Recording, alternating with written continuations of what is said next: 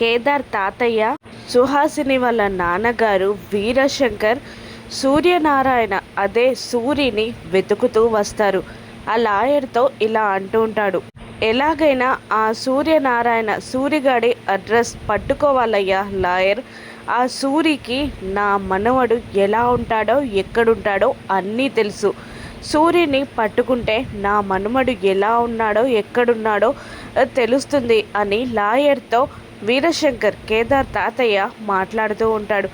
అప్పుడే అటువైపుగా దాత్రి కేదార్లు సుహాసిని పాస్పోర్ట్ సైజ్ ఫోటో పట్టుకొని వస్తాడు. కానీ కేదార్ చేతిలో ఉన్న సుహాసిని ఫోటో గాలికి ఎగిరి వచ్చి వీరశంకర్ కాళ్ళ దగ్గర పడిపోతుంది.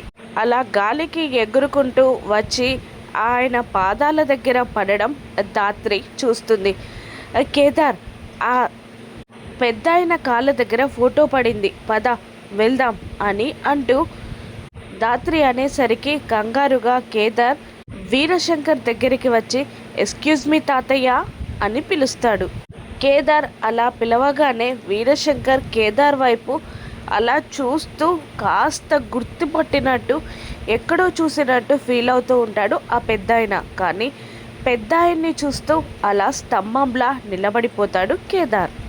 పక్కనున్న దాత్రి కేదార్ మాట్లాడకుండా నిలబడకపోయేసరికి కేదార్ కేదార్ అంటూ చెయ్యి పట్టి తడుతూ, ఆ కింద పడింది మా అత్తయ్య గారి ఫోటో, నేను తీసుకుంటానండి అని కింద పడిన ఫోటో జగదాత్రి తీయబోతూ ఉండగా, పర్లేదమ్మా నేను తీస్తాను అంటూ సుహాసిని తన కన్న కూతురి ఫోటోని తీస్తూ ఉంటాడు వీరశంకర్. వీరశంకర్ ఆ సుహాసిని ఫోటోని చూస్తాడా, కేదార్ తన సొంత మనవడని, కేదార్ కోసమే వెతుకుతున్నాడని ఆయన తెలుసుకోగలడా?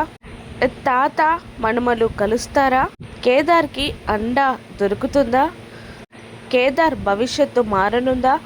రాను నెప్సెస్లో చూద్దాం. Thank you for watching.